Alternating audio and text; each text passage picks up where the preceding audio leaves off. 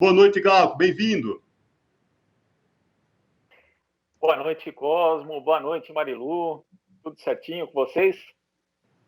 Maravilha, tudo certo. Boa noite. Quase bom dia para ele, né? Mas, Glauco, fala para a gente aí dessa tua experiência bacana aí dessa está lá no Jornal Brasil Atual. Dessa iniciativa aí da TVT, da Rádio Brasil Atual, com o Portal UOL, essa iniciativa inédita de realizar debates com os candidatos e candidatas às prefeituras das cidades na região metropolitana de São Paulo. Lembrar para os nossos telespectadores e ouvintes que as cidades da região metropolitana de São Paulo são cidades muito maiores do que certas capitais em termos de população, né, Glauco? Então, você foi um dos mediadores na última sexta-feira do debate na cidade de Guarulhos, na última quinta-feira, aliás. Fala para a gente dessa experiência, como que foi e tua opinião daqui para frente dos próximos debates. Então, acho que foi uma experiência muito rica, Cosme, e também eu acho que foi muito importante, né? Porque, como você disse, as cidades da região metropolitana de São Paulo, em geral, são muito populosas. Quando a gente fala, por exemplo, de Guarulhos, a 13ª cidade mais populosa do Brasil, tem quase 1.400.000 habitantes, mais do que boa parte das capitais do país, inclusive, e é uma cidade que tem uma importância econômica muito grande, né? Quando a gente fala de Guarulhos, a gente fala da cidade que tem o maior aeroporto do Brasil, um parque industrial muito robusto e uma cidade, na verdade, que justamente por conta do seu tamanho tem muitos problemas, né? E então foi importante ter esse debate, porque uma cidade desse porte, um município desse tamanho, dessa importância, precisa ter debate televisionado, né? E corria o risco de não ter nenhum. E tivemos ali o debate, aí só explicar um pouquinho como é que foi o formato, Cosmo, Marilu, foi assim, foram 2 blocos, né? Na verdade, 2 debates consecutivos, um com mediação minha, outro com mediação da Nama Nunes, e essa fórmula foi interessante porque em cada debate ficaram 4 candidatos, o que facilita a questão sanitária, né? A gente ainda vive uma pandemia, é necessário ter todo tipo de cuidado em relação à saúde das pessoas, e também foi interessante porque garantiu um espaço equânime para todo mundo poder falar, né? Muitas vezes a gente vê alguns debates que tem muito candidato, porque na verdade a legislação eleitoral obriga todos os candidatos de partidos que têm representação no Congresso Nacional a estarem em debates televisivos. Então, às vezes você tem ali, principalmente agora, né? Agora a gente tem uma peculiaridade nessa eleição, que é a proibição das coligações nas eleições proporcionais, ou seja, na escolha dos vereadores. Então, isso acabou estimulando com que cada partido lançasse, na prática, candidato a prefeito, né? Justamente para poder puxar voto para o vereador. Então, você tem cidades aí, diversas cidades com recordes de candidatos, né? 12, 13 candidatos, e às vezes são 8, 9, 10 partidos com representação no legislativo que a legislação obriga a estarem ali.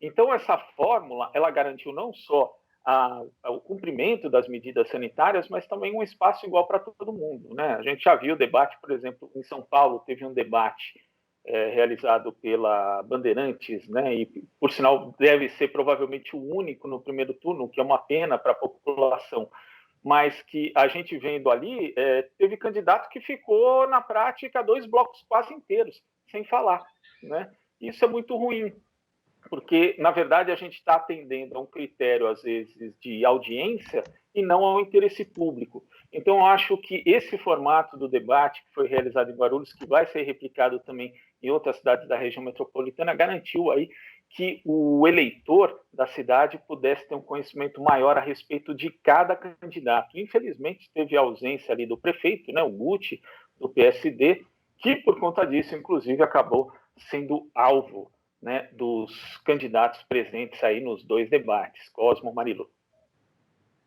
E, Glauco, vamos falar da responsabilidade social dos meios de comunicação eletrônicos, né? Rádio, televisão. Existem aí esses meios da grande mídia que não estão fazendo debates, né? Quer dizer, alguns estão, poucos mesmo estão, mas a maioria não está fazendo. Eu queria que você falasse sobre essa questão, dessa responsabilidade social que, inclusive, eles deveriam cumprir e não cumprem, né? Inclusive, né, Marilu, é uma responsabilidade que está inscrita no texto constitucional. Quando a gente fala a respeito das emissoras de televisão e de rádio, estamos falando de concessões públicas, né? Ou seja, existem ali princípios que devem justamente ser norteados pelo interesse público. E quando uma emissora, ainda mais nesse contexto de pandemia, né, a deputada federal Jandira Fegali falava há pouco das dificuldades, né, de se tocar uma campanha eleitoral num contexto em que tem que ser cumpridas as medidas de cunho sanitário, seria fundamental que as emissoras de radiodifusão realizassem debates para que as pessoas pudessem conhecer melhor, né, os seus candidatos, as suas propostas. O horário eleitoral também agora ele é bastante reduzido, né, são 10 minutos, tanto na rádio quanto na TV, o que também dificulta ainda mais as pessoas acessarem aquilo que os seus candidatos estão ali pensando, idealizando para suas cidades. Então, a falta de debates é algo que é muito ruim para a democracia de uma forma geral, ainda mais numa campanha, nesse contexto, uma campanha curta, né? Então, uma pena que essas concessões públicas não estejam atendendo ao interesse social, justamente ao interesse público. Bacana. Agora, Glauco, eu queria também que você tocasse nessa questão do tocante à importância, né, do voto, especificamente nessas eleições. A gente vem vivendo momentos complicados aí, desde da eleição presidencial, que elegeu Jair Bolsonaro, um avanço da extrema-direita, do conservadorismo no país, e agora a gente já vê forças, né, progressistas de esquerda já tentando reverter o quadro nas eleições municipais. E na região metropolitana de São Paulo, especificamente, se torna ainda mais prejudicial porque, por ser muito próxima de São Paulo, uma região, por exemplo, na região do ABC, que é a região metropolitana, tem mais de 3 milhões de habitantes nas 7 cidades. Mas essa cidade aqui, especificamente, as 7 cidades da região do ABC, elas não são cobertas por nenhuma TV de grande porte, de sinal aberto, de abrangência nacional, e aí fica muito prejudicadas por estarem coladas a São Paulo. Daí eu queria que você falasse da importância, né, dessas eleições municipais, do voto especificamente, e dos debates para a população entender e conhecer as propostas dos candidatos aí às prefeituras na região metropolitana.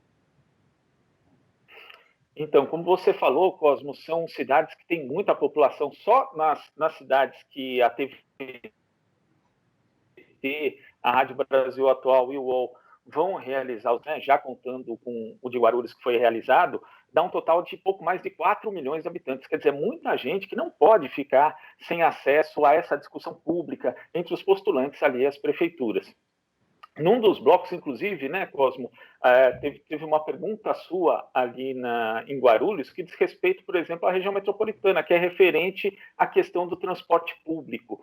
Em Guarulhos, a gente tem aí, inclusive, um movimento forte há anos para que o metrô chegasse lá. E o metrô ali é algo que acaba virando ali tema de campanha, inclusive para governador, né? Quando eu estava me preparando ali para o debate de Guarulhos, vi, inclusive, uma declaração do então candidato à reeleição, o governador Geraldo Alckmin, em 2014, prometendo levar o metrô para Guarulhos, levar o metrô para Taboão, levar o metrô para o ABC. Isso a gente está falando de 2014. Né? E aí, no ano passado, Dória renovou a promessa de levar o metrô para Guarulhos. 2020, agora, no mês passado, uma notícia que, inclusive, passou meio batido, o Tribunal de Contas do Estado anulou a licitação da linha 19, que é justamente a linha que levaria ali o metrô para a cidade de Guarulhos. Mas é isso, né? A gente tem uma dificuldade muito grande, ainda mais quando a gente fala de cidades como Guarulhos, Osasco, que também vai ter debate no próximo dia 10, são cidades que elas se relacionam com São Paulo, e o deslocamento entre São Paulo e Osasco, por exemplo, são 112, 115 mil pessoas todos os dias. Então, é necessário que exista essa discussão a respeito do transporte, inclusive do transporte intermodal e do transporte entre cidades, né? Diante da inação do governo do estado, as cidades precisam se conversar. A gente tem os consórcios, como o consórcio ABC, em que já existe esse diálogo, mas tem que ser um diálogo mais intenso, e também as prefeituras, obviamente, têm que fazer ali a questão da reestruturação do seu próprio transporte para facilitar, inclusive, aí, essa integração com os modais. Né?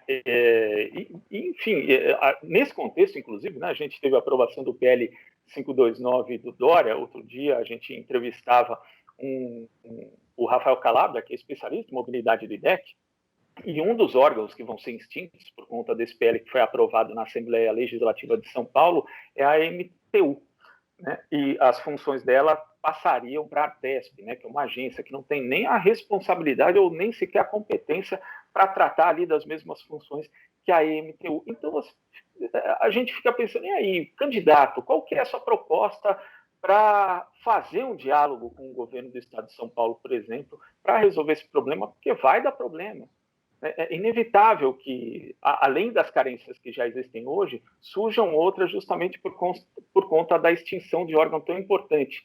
Então, sem ter o debate, a gente não pode trazer justamente esses problemas aí à luz, né, para que as pessoas fiquem sabendo, porque muita gente provavelmente nem sabe, inclusive, né, que a MTU vai ser extinta, que isso vai causar transtorno, que vai ter que se criar uma série de soluções para cidades que vai ter ali diálogo, vai ter que ter articulação política, vai ter que ter, enfim, a busca de soluções que hoje não estão na mesa. Então, por isso que os debates são importantes. Essa questão do transporte mesmo, ela é fundamental, não só para a cidade em si, mas também para as cidades vizinhas. Então, acho que os debates que a gente vai ter ali na região do ABC, daqui a pouco a gente vai dar a agendinha completa, inclusive, Cosmo, Marilu, eles vão ser fundamentais para isso, né? E que as pessoas também cobrem dos seus representantes, não só os candidatos a prefeito, mas também a vereador, que busquem soluções metropolitanas que atendam aí aos munícipes, né? Que o pessoal está passando muito aperto nessa questão da mobilidade, mas não só nela, né? Exatamente, aperto nessa questão aí da mobilidade, o que acaba proliferando ainda mais, né, a Covid-19, né, Glauco? Mas vamos falar aqui de alguns debates memoráveis. Eu cobri alguns debates como repórter, né? Eu estava num deles, na Bandeirantes, onde, quando a Marta chamou o Maluf, né, falou, cala a boca, Maluf, que realmente ganhou uma repercussão incrível, chamou ele de mitômano, né, porque ele mentia demais. Enfim, vamos relembrar aí alguns debates, Glauco, memoráveis.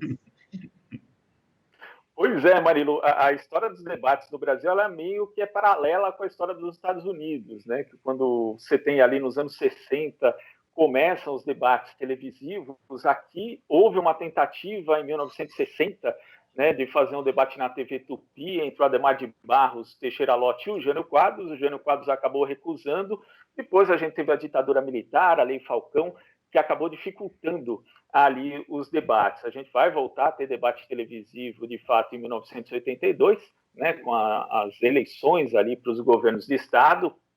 Tivemos embates, inclusive, eu recomendo, pessoal, eu adoro fuçar no YouTube.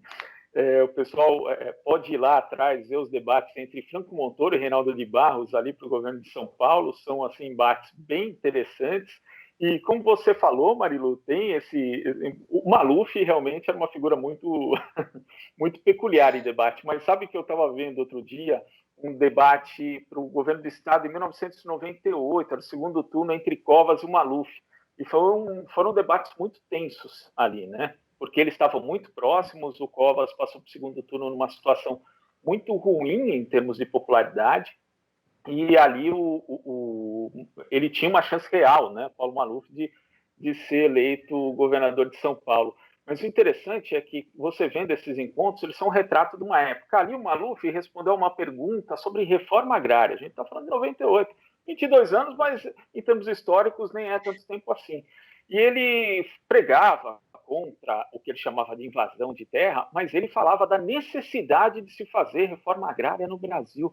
Hoje eu fico pensando, pô, um cara quase de extrema direita falando de necessidade de reforma agrária é algo que para a gente parece muito distante, né? Parece outro mundo, de fato. E tem também um debate muito interessante, que esse não tem registro no YouTube, mas é histórico em termos de eleições municipais, que foi ali o debate para a prefeitura de 1985, né, quando o Boris Casoy, que então era jornalista da Folha de São Paulo, perguntou para o Fernando Henrique Cardoso, que disputava ali com o Jânio Quadros, né, o ponteiro ali das pesquisas, se ele acreditava em Deus.